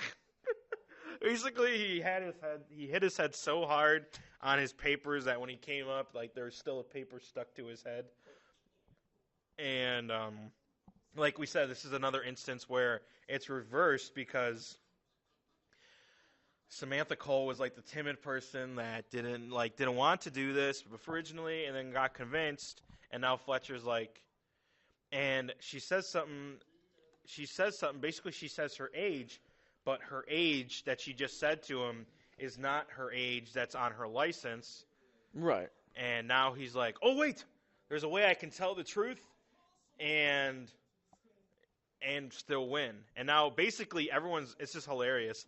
Everyone's he calls his right. In client the audience to the stand. at this point, you don't know what he has planned. What is this revelation about? She just says her age, and he starts. Jim Carrey goes through these papers and is like, "Wait a minute, there's a way out of this." Right. And he's starting to look confident, and you're like, "What is he doing here? I don't know why." So she goes up to the stand, when the judge was about to bang the gavel, and that this case is over and that he's ruling. And like I said, it's very weird. They do it completely wrong. The judge would not just do that. Just rule in favor. He'd have to usually mostly they would go back to their chambers and think about it and then rule. Oh, okay. But and she was never sworn in, by the way. Oh, so that's right. You know how that's Mr. right. Falk shoot. was sworn in? Yeah. They Samantha never Cole actually was show never her. technically sworn in. Huh. And now basically he's going through her license and all the lies on it. Basically, is it a copy? Yes. What's your hair color? And she's blonde, but her license says brunette. And now he's asking her weight and normal things that women would lie about: their hair color, their age, color, their weight. Right. And now basically he's asking her, how old is she? And the other lawyer objects because she has no idea what he's going to say. But then the judge is like, "Oh, I see where you're going with this." And basically the revelation is that Mrs. Cole lied on her license so she could get married, but she would make herself older, which is not something that a woman would ever lie about. So. But yeah, right here she reveals, "I changed it so I could get married," meaning in real life she wasn't 18 when she got married, so therefore she's only 17. And basically he wouldn't go into this little spurt. That would be for closing arguments. Basically, you're supposed to give all your evidence. Oh, so it would have really ended just with okay, you were only 17 when you got married, no further questions. No further questions, okay. Correct. And the claimant would have a chance to question Mrs. Cole. Oh, she would. And they don't even do that. Not that she would have any questions, but. And this dates the movie as well, saying Jordan swishes back. Now it would be LeBron swishes back. Right, yeah. And who would nobody would clap. This is kind of I don't this right, is kind of funny. knowing how courtroom procedures go. There would never be an audience that claps afterwards, especially in a divorce. Oh, you're getting divorced. She just won money. Right, yeah. Maybe they're just that entertained by Fletcher. Right, yeah, exactly. And then basically the judge rules that she wasn't of age when she signed the prenuptial agreements, which basically a prenuptial agreement splits the assets of a marriage before they get married. So basically it's you say you have a house and your partner has a car. That says, okay, the prenuptial agreements would say, okay, it's split. Okay, this you would way, get that, I would get this. But if there's no prenuptial agreements, it's half and half. And now Samantha Cole, basically, the judge says, I understand that there's a agreement for childcare. Right. She said very early in the movie that he's a wonderful father. Her ex-husband, even though she cheated on him, at least he's a good father. So they'll definitely do joint custody. But now she's getting a little too cocky, overconfident. Right, and greedy. Right. Basically, she says like that's more money for child support, and he's like, you just won $11 million. $11 million, yeah.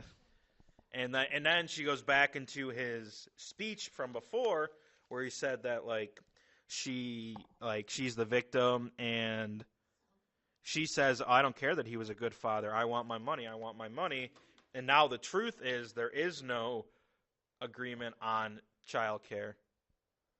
So, and then he's realizing, oh my God, this is what my lies have gotten me. Right. And it is sad to see children involved in a divorce, because some parents are good parents where it's like they do what's best for the child, the divorce but aside, clearly right. This mother, and then you see right here that basically like she treats them like pawns to get more money, like clearly, and it clearly looks like Mrs. Cole is a lot younger than Mr. Cole.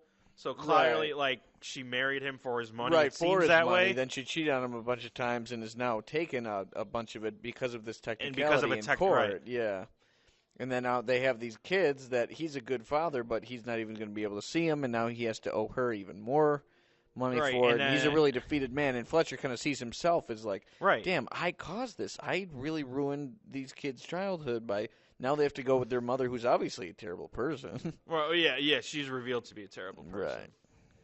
Right. But then the boss comes over basically to promote him on the spot. Right, he gives him whatever he gave him what he's been working for His whole goal, forever. the whole movie, was to get this promotion. Right, and now he's like, I can't take it. Right, he has this change of heart right before he actually gets promoted. And then he has to approach the bench, and the judge is like, what are you talking about? And we're adjourned, yeah. We're adjourned. And basically he wants to take back what he said. He's like, a technicality is what won this. Right, I manipulated the system. It was just a technicality. That's not right.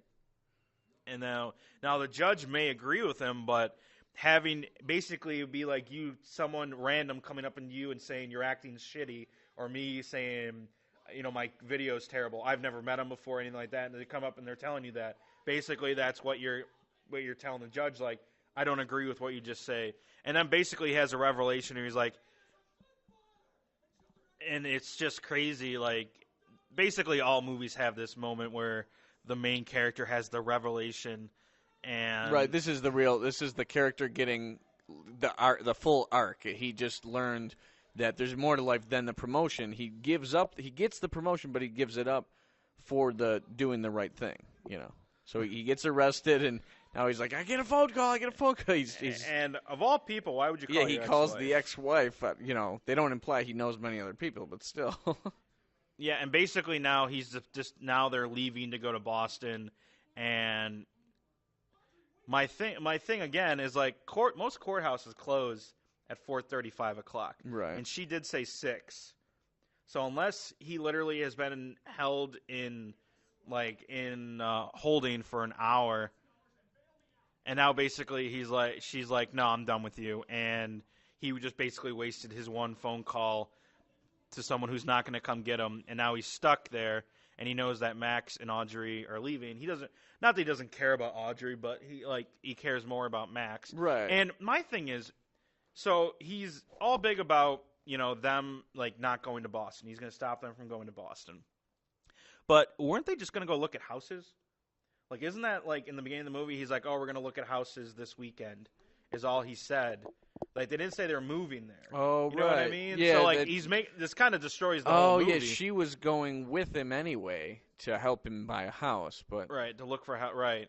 And now basically you find out that Greta learns that. Yeah, finds out hey, do you hear your boss? He's freaking in jail. She's the one who bails him out. She has a great line. Have you been molested yet? Because I could circle the block. Right. And now basically he's like, I'm going to start my own firm. And he asks Greta to be his assistant again. And she's like, I don't think you can afford me. And then he's like, oh, no, I really have to go. And basically he has a revelation where he's like, this truth stuff is really fun. Right, yeah, his arc is he's still really high on his character arc. He's like, I love my son. My son's way more important than my career. His son came in a close second to his career. Now his son is above and beyond. He sees the homeless guy that he's seen 2 times already in the movie, but this time he actually, before the homeless guy even asks him anything, he just dumps his pockets out, gives him all kind of cash. Including that $1 that he took when he was poor. Where he didn't even do anything somebody for thought it. he was homeless, yeah. And now we're in the airport, and Jerry, who I always remember him from either the original Saw. Oh, my God, yeah. Or Dr. Gordon. Princess Bride. He's the main character in that, yeah. Right. And now you're starting to see little cracks in Audrey. She's like, yeah, what am I doing here? Yeah, I'm really going to spend the rest of my life with this guy. And then he tries to recreate the claw, just try to win the kid over from his dad. Ooh, look at the claw, and he's doing it really corny. Yeah, exactly. And it's like, he's fine. You don't have to do that, Audrey. Yeah, but it's not you now. They board in sections. Right, now. yeah, it's funny. Well, then again, this is 2019. This isn't. Right, yeah, but 97 airports were a lot different than right, and there's no airports. side-by parking. Right, yeah, he's at LAX, and he just pulls his car right up to an opening. There's no spot that's right next to Yeah, there's no way baggage. you could just park long-term at and he's talking to the security guy, and look at how light the security is. He just gets on the baggage rack. Right, and he's writing on the baggage thing. You know what I mean? Like, now it's all printed. Right. And you don't get your drinks before takeoff. Yeah, that's right. And there's nothing to listen to. Like, all this stuff that we know, like, I just went through all this, like, a while ago. Oh, yeah, that's right. You were just I just went on a trip. Yeah, how was it? You were in Miami, right? Or... I flew to Miami. Our cruise left through Miami. Oh, no. And we went to Grand Turk and Amber Cove. Yeah, you're a cruise connoisseur. You've been on quite a few in your life. 3. Wow, yep, right on. I've been in 2 in the last 2 years. Beautiful. It's kind of become a tradition. Cool. Yeah, I got to go on one. I've always wanted they're great. They're great. I'd recommend Carnival. They're nice, cost-effective. I don't say cheap. I say cost-effective. Okay. Yeah, I hear that they're like the everyman's cruise thing. Right. They're not and over honestly, the top. if you're going to take a cruise, do everything possible. Don't do all the Your activities. room is literally just a place to sleep. That's it. Okay. Yeah, that's what I know that I've heard that they're just really, the balcony's kind of nice. The room itself is like a little closet, but it's because there's so much to do there. Right, yeah, you should be literally going there to sleep. But anyways, cool. back to the movie. A lot of inconsistencies here. How does he know which plane left? Right, you know what I mean? And how does he know he's hiding in a bag, the bag rolls off something, he unzips the bag. Right. And then he hijacks one of those flights of stairs. I just realized, was the mechanic for the flight of stairs the same mechanic from the... I don't know. He looks alike, doesn't he? Kind of look. We got a remote control here. He sort of looks the same. The mechanic who's working at the airport, is he the same guy who scratched Fletcher's car?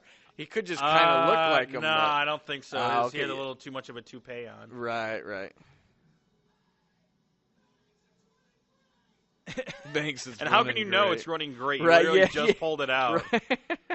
And there's no airline here that I don't know if Tower Air. Yeah, they probably didn't want to actually. So you made a plane that has like I think they probably existed. Oh yeah, maybe because there's no way that they just painted a plane just for this. Right? Yeah. I'm not sure. And I'm pretty sure this is impossible.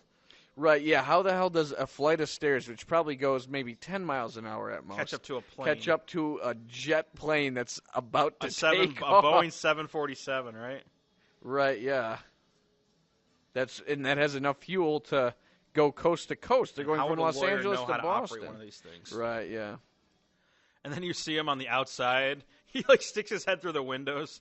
Oh, yeah, Tower Air was an airline from 1983 until the year 2000. Interesting. Oh, so would it be? It's funny they went out of business 3 years after being in this movie. Maybe it was this movie. People were like, I'm not going on that. And we go to the inside of the plane where Audrey is basically drinking chugging so a drink. much alcohol. Yeah, she's just chugging a drink. And then Jerry says, I love you. And she says, thank you. Yeah. Which is never what you want to hear from a girl you tell I love you. Yep.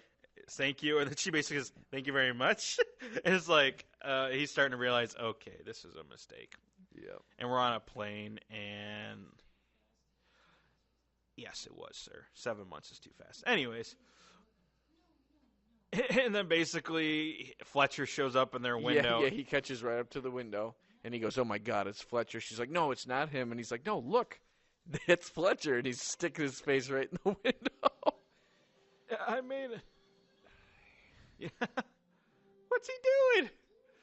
He's waving us goodbye. Yeah, he came to see us off. Wave to him. The kid just does it. The kid looks right in the camera and just waves. That's cute. And now how long is this plane doing? On the ground, just in the runway. Not only does he catch up to it, he speeds past it, and he goes really close to the jet engine, which would probably burn him from the back and suck him in from behind. Suck him in from the right. Imagine that the alternate ending is he gets this far into the movie and then he just gets busts his guts. He gets sucked into the friggin' And this is just the luckiest shot I've ever seen. Right, he whips his shoe with all that wind and everything. Whips his shoe right at the cockpit. Pull this bird over. Yeah, and then the captain decides to actually stop. Right, which means probably every flight that's on the ground. Right, and LAX is one of the busiest airports in the damn world. That probably screwed up like hundreds of people over. Right, and then basically Fletcher gets he thrown goes off. Flying. Yeah, he's celebrating, but he lets go of the stairs. He goes flying off of it. All these luggage trains here just crash into each other, so that's a mess too. Your another favorite part of this favorite part. Yeah, one of my favorite parts. He's trying to dig through the luggage to yell help, and the luggage has got his face just like pinned back. He yells help, and he can't even get the word. And then he just faints. Yep. And it's implied he breaks both his legs because now it's nighttime. Yeah, and implying it's been hours of them cleaning it up. This doesn't make sense. Like none of this just like. First of all, I don't know what the hell. Like nobody would get off to see this. Like everyone would be super. And who's this lady? Like, this is exactly what happened. There's a lady behind the main keyboard talking to the cops or something. The extra playing the firefighter in the background is like he's wearing sunglasses at night and he's like smiling his ass off like an idiot. Yeah, these are the things you notice when you watch it. It's like second or third time. Right, especially I've never seen it on such a big screen. So it's funny. And then basically it's revealed that Fletcher broke both his legs, so he can't go to jail right away. Yeah. And he's telling Max like all these things like basically I feel like I screwed up. Right. He's explaining his character arc to Max essentially like I'm never gonna be that guy again. I'm a good man now. Right. Really sentimental part here. Right. Of course, there's so many laughs that we kind of, don't. Most of these comedies have to have a sentimental moment to be a movie. It can't just be straight out laughs. This isn't stand-up comedy. Right. And then basically the kid thinks the only reason his dad is telling him I love you is because of his wish. And it's like, wow, he just revealed his heart to you, and you think, oh, it's just because I made a wish. Gotta love kids. And then he goes to his mom. He's like all excited. He's like, yeah, he did it because of the wish. He has to.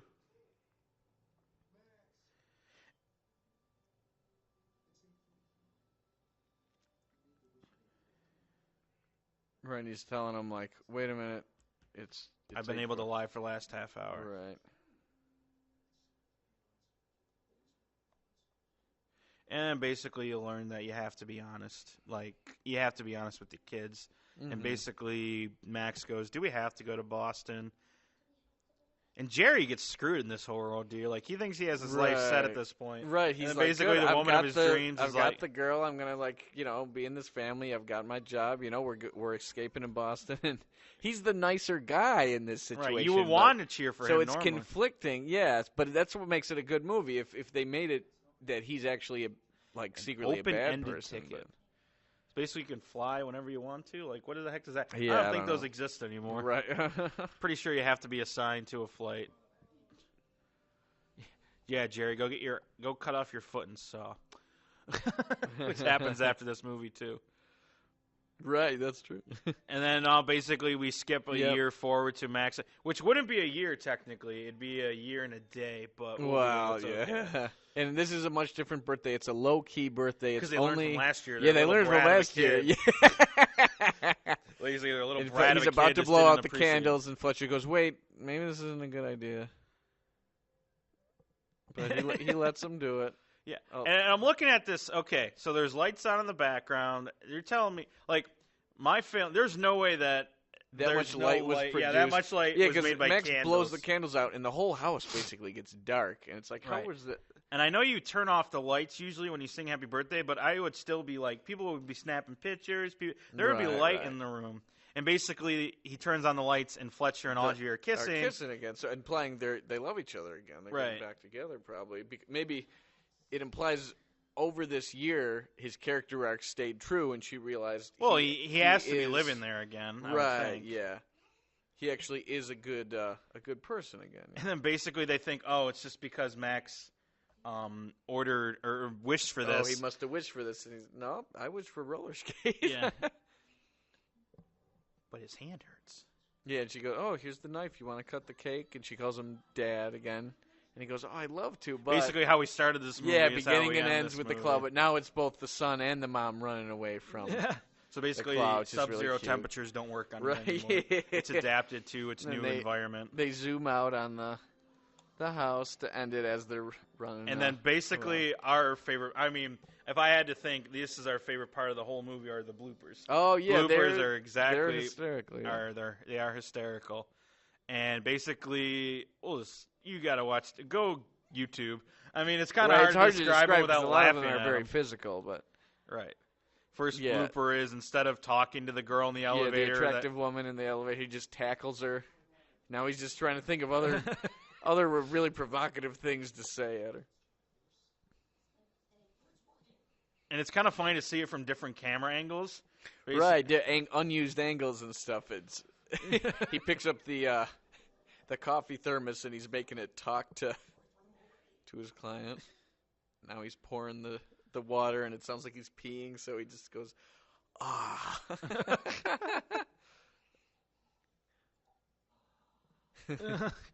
And you gotta wonder, like, is this Jim Carrey just being Jim Carrey? Right, did he like forget his line? And he's just like, all right, well, I gotta do something. Is this what he does every scene? He just experiments. And this camera was screwed up, so that's probably why the angle was way. Yeah, he missed his mark. Probably because he was so excited about origami. Basically, he's taking a piece of paper and he makes a really bad. Yeah, this instead of just saying prenuptial agreement, he does this goofy dance, gets to the pension, then just eyes the judge. All serious.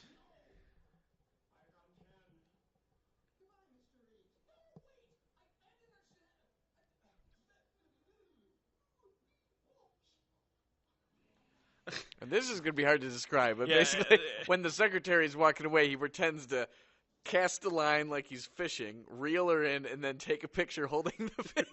But he does it in the funniest way that you just got to see. And now basically the scene where he's trying to describe his case to the other side. Oh, he's just speaking gibberish. He has to speak gibberish. And he's trying to keep a straight face, and he can't, and then he just starts laughing. Yeah, the rare moment where Jim Carrey laughs before the rest of everybody else.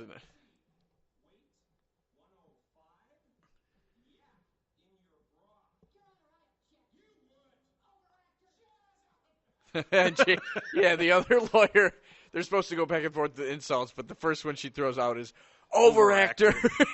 And then basically, which is what Jim Carrey is. Yeah, the biggest. The whole crowd claps. Yeah, everybody laughs. And then she points to, I think, the director and goes, like, he put me up to it. He made me do it, yeah. And he goes, they're on to me. Yeah. So that was Liar Liar, 1997. Yeah, movie meant a whole lot. I swear to God. Twice a night sometimes. We would watch it, and we'd be like, you want to just rewind? Because back then you had to rewind things. Right. You want to just rewind it, and we'd rewind the VHS. Right, yeah. I'm sure we broke a VHS at some point. Probably. We rewinded it so much. Yeah. And we also got our famous Imperial Pizza, which is a place right here in our neighborhood. We're proud South Buffalonians, and they actually used for decades. It was just a pizza stand, and just recently they opened an extension on it. It's now also which we may or may not go to tonight. I haven't decided yet, or we haven't talked about it yet. But anyways, that's the day for another day. So basically, this will be Trevor's side of it. He will decide movies and everything like that for us to review, and we're going to put a poll up starting right when this is posted on YouTube and wherever we decide to post it. There's so many options nowadays. Wherever we post it, there's going to be 4 titles for you, the fans, to pick from, and we're going to review whatever one you guys pick. So Trevor, will do you have the 4 choices, or is this going to be let's keep it secret and make them go look for it? How do you want to do this? Oh, no, well, yeah, we got a few movies which I thought might be be good. Okay. Some more recent movies, things that came out since the 2010s, movies they've all been award nominated in some way or another. Okay. But I don't know how many you've maybe seen or heard of or what have you, but a movie that I think is a very good script. It's mostly a comedy, but it deals with serious issues. Silver Linings Playbook. Have you ever seen that? I have not seen that. Okay, that's a really good one. It's Bradley Cooper and Jennifer Lawrence, and Robert De Niro's got a small part. Jennifer Lawrence, you got me. Yeah, yep. Chris Tucker's got a small part. Jackie Weaver's got a small part, but it's mostly about kind of like mental health, people with bipolar disorder and that. Mm-hmm. But it's really funny, and there's a lot of as sports fans, it's about sports obsession. It's about, there's dancing scenes in it. It's a really good movie, but Jennifer Lawrence won her Oscar for this, and I'm pretty sure the script won the Oscar, and David O. Russell's a great director and screenwriter, so that's a good one. So if you want us to review Silver Linings Playbook, make sure you go to vote to that. I think we'll make it a Facebook poll to start, and if we have to change platforms, we will. But so Silver Linings Playbook number 1. That's number 2? Right. Yeah, number 2 is one called Whiplash, one that I like. Sounds like about a car accident, very but much. probably Yeah, not. actually not a car accident. Not a car accident, okay. It's about a jazz drummer. In fact, J.K. Simmons, he played J. Jonah Jameson in Spider-Man, and he's in the We Are Farmers. Dun, dun, dun, dun, dun, dun. Okay. He's that guy. He won his Oscar for this one, All and right. he plays a really, really insanely strict jazz director, and Miles Teller plays an aspiring jazz drummer in this like college orchestra, and it's just about how tough J.K. Simmons puts him through, all the crazy things he makes him do, and how harsh and strict of a director he is of it. And Damien Chazelle was the writer and director, and he's one of the he was, I think, the youngest director to ever win Best Director at the time, and that's a really good one. It's really, there's a lot of funny parts just because J.K. Simmons has a lot of clever insults in it as he's tearing this kid apart, but it's really good, and it's not very, I like shorter movies. I think a shorter movie speaks okay, so that's a good one. So if you guys want us to review Whiplash next, 2 weeks from today is when we'll be doing movie. We're going to be going back and forth between a movie and a wrestling pay-per-view, starting with WWE, maybe moving into other promotions. So if you want, it's Silver Linings Playbook and Whiplash. What's your third choice? Third choice, it's it's a buddy cop movie called End of Watch. I don't know if you've ever seen that one either, but I like the movies that I haven't seen yet because it'll expand my horizons. So. Good, but yeah, this is another good one in the sense it's very unique because it's found footage almost. Okay. It's a lot of scary movies are found footage. Mm-hmm. This isn't a scary movie. It's all from the police body cams. I'll warn you now. If you pick any horror movies, I'm not voting. No, yeah, that. No, I I'm not. I know a that's an acquired taste. Go to Dead Meat if you want to talk about horror movies. It's another YouTube channel. But all right, okay. Don't make me watch horror movies, please. But yeah, this one's. I will for the team. If fans vote for other and they vote horror movie, I guess I'll have to. You'll have to. We'll leave the lights on and I'll have my my blinders here. But okay, that's so funny. But yeah, End of Watch is good because instead of most horror movies, it's like this was from our camcorder. This is all from these two cops' vest cameras. A lot of cops have to do that. And the two cops are Jake Gyllenhaal and Michael Pena. And I know your girl Anna Kendrick is also. Oh man, you got me sold. You just tell me you love Anna Kendrick. Tell me if Anna Kendrick's in it or if Jennifer Lawrence is in it. America Ferrera has a thing in it too. And do you ever watch Stranger Things? Yes. Okay, yeah. Chief Hopper plays a total D in it, a total jerk in it. Right. But this is a really cool movie, and it's a good buddy comedy, and it reminded me of me and Alec. If you got never become cops. But yeah, we didn't become cops or nothing. God. But it's just a cool movie about like just friends doing their thing, but they get into some intense entanglements because they're L.A. cops. They're not just cops in some it's LA, random town. They're right in L.A. So there's intense moments, but a lot of really funny moments, and it's just cool. It feels so real because the whole thing is from their vest cameras, and that is found footage. So those so End of Watch, Whiplash, Silver Linings Playbook, last but not least. And this is, I wanted to see if there was more of like a female-driven one. Sure. Because even though Silver Linings Playbook is pretty much split between Bradley Cooper and Jennifer Lawrence. Yeah, but there's definitely movies that focus on a female. Right. One that I really love, I think has great acting, that you may have seen, Devil Wears Prada. I've heard. I've not seen it in full. I know of it. I know Anne Hathaway's in it. Yep, Anne Hathaway's the main character. Streep? Yep, Meryl Streep has a nomination for it. Emily Blunt has a Wow, Emily Blunt. Stanley Tucci's in it. Yeah, this is a really good one. So one of these movies are all after 2010. That was your theme right? For Or these four? yeah, except for Devil Wears Prada is the oldest one here, and that's 2006. Okay, so it's But after that's way a good after 1997 of Liar. Right? Liar. Yeah, at least a decade. Yeah, after I all think this, our but- first reviews we wanted to do something that we were both like. Liar Liar is something to us. Yeah, it meant a lot Our to us growing up. First we wrestling loved pay it. per view is going to be something my very first one I ever Okay. saw.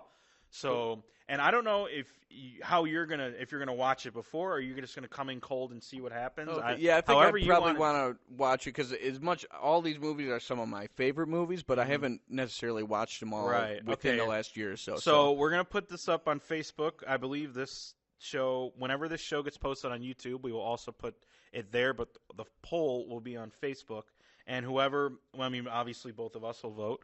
But if you want to vote, let's go through one more time. Silver Linings Playbook. Yep. Whiplash. Devil Wears Prada, and then I couldn't remember the third one popped out of my head. I couldn't remember it, but that's it. Yeah, End of Watch. End of Watch. Whiplash, Silver Linings Playbook, or Devil Wears Prada. Do we dare put an other in there? Do we leave it up to the fans? Oh yeah, or have like a fill in the blank. Yeah, fill a in the write-in blank and ballot. see if anyone else gets a vote in. Yeah. So basically, whatever movie is voted, we will reveal that movie day of. We won't reveal the results, the final results, until we come in and do the recording. Well, obviously no, Right. but so the wrestling pay-per-view we're gonna do, the first one is WrestleMania 22. It was from 2006, ironically, as you mentioned. Devil Wears Prada was 2006. It was. Excuse me. Okay. It was the very first wrestling pay-per-view I saw fully. Cool. And we were 15 in 2006? Roughly, yeah. Right, I think we were just entering. 14, 15. Yeah, we were just in Franny's for our first maybe couple of years. St. Francis of Assisi High School here in Athol Springs, not here, but Athol Springs. Right, down in the South Towns in Hamburg. Right. Yep. So it was the reason I picked it is, like I said, it's the very first WWE pay-per-view I watched in full. I borrowed it from a neighbor. I wasn't allowed to watch wrestling as a kid. As I grew up, I just kind of said, screw it. I want to watch it, so I do. It's one of those things where, like, if your parents really shield you for something, you just get more curious about it. Of course, yeah. And for a lot of kids, like, wrestling was a big thing like that. You know? So we're going to do exactly what we're doing now. We may skip a few things because, obviously, we're trying to stay under 2 hours, and we're almost at that point now. We're at an hour 50. Okay. So we're going to try and stay under 2 hours. Obviously, we're watching it live, so we'll see what happens. But we're going to try and, like I said, we're going to try and go back and forth every week. Maybe if we have an extra week, maybe we'll do something special. Maybe we'll just pick a random one. But this is the format we're hopefully going to stick with. Hopefully going to get back on track and do this every week with the help of Madai College. Now we finally have a professional space to do so. So, Trevor, I'm hoping we can stick to this so we have lots of fun doing it. For Trevor Dugan, say it to the fans. Okay, it was great to relive one of our favorite childhood movies for the second time. Yeah, for the equipment didn't break this time. Right? Yeah, but no, that made us extra polished, you know. And right. I like the pacing. Watching the movie in front of you, it kept our pacing and on pace with the movie. Right. We went. It's funny when a review ends up longer than the damn movie. Oh itself. yeah, exactly. Yeah. Well, so we didn't run into that right. problem. Yeah, the review of the movie was about the movie, but we did talk a little bit before it, so that's kind of why this episode's a little bit longer than the movie. Right, yeah. Which we're gonna do too. We're gonna talk about whatever's going on in our lives and then get into the review. So, yeah, and like I said, I enjoy doing this as well. I enjoy producing. Producing is my passion, whatever it may be. Podcasts, movies, videos, however, I just like doing that kind of stuff. Cool. So, yeah, like I said, thanks to Madai College for giving us a place to do it in. Yeah. And next week, we're going to do WrestleMania 22. So, for Trevor Dugan, I'm Alec Pinterpe. Stay random, people, and have a good one.